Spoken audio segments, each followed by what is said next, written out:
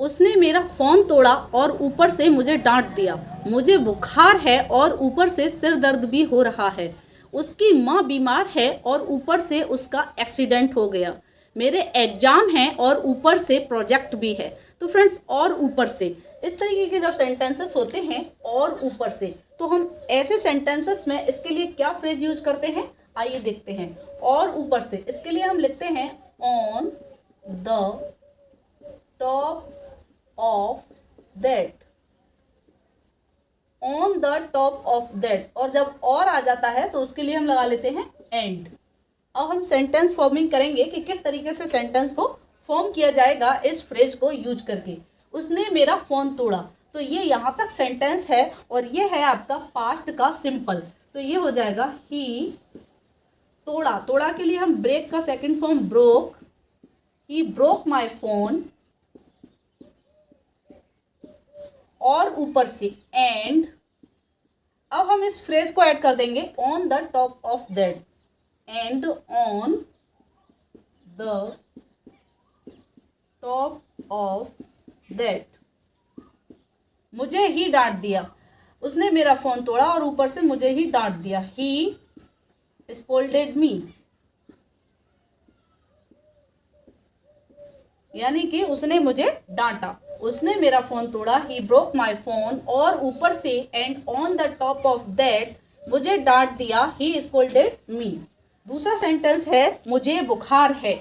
मुझे बुखार है, इसके लिए हम क्या लिखेंगे, I have a fever. I have a fever. I have fever नहीं लिखा जाता है, आई हैव अ फीवर लिखा जाता है। और ऊपर से and on the top of that सिर दर्द भी हो रहा है। तो इसका हो जाएगा I am having a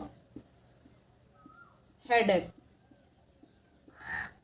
I have a fever and on the top of that I am having a headache. तो इस तरीके से, और ऊपर से के लिए हम on the top of that का यूज करते हैं, और लगाएंगे तो साथ में एंड का यूज भी करते हैं। आई होप रही on the top of that का आपको यूज समझ में आ गया होगा। Now it's your turn. एक सेंटेंस आपके लिए, उसकी माँ बीमार है और ऊपर से उसका एक्सीडेंट हो गया।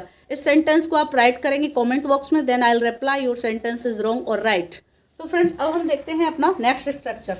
और मैं क्या करता, और मैं क्या खाता, और मैं कहाँ जाता। ऐसे सेंटेंसेस को हम बोलते हैं जब लास्ट में हमारे पास कोई ऑप्शन नहीं होता और हम सैड होते हैं अंदर से। जब हमें लगता है कि सामने वाले ने कहा तुमने ये क्यों खा लिया, तब आपके पास कोई ऑप्शन ही नहीं था, खाने के लिए कुछ था ही नहीं, तब आपने बोला और मैं क्या खाता, इसीलिए मैंने ये खा लिया। घर में कुछ था ही नहीं, इसीलिए मैंने ये खा लिया। तो ऐसे सेंटेंस, और मैं क्या करता, कुछ था ही नहीं करने के लिए, इसलिए ये मैंने कर लिया। तो ऐसे सेंटेंसेस को हम बोलते हैं एक रिग्रेटिंग फीलिंग के साथ, सैडनेस के साथ। तो ऐसे सेंटेंसेस को कैसे बनाते हैं, और मैं क्या करता, इसके लिए हम यूज करते हैं एक फ्रेज व्हाट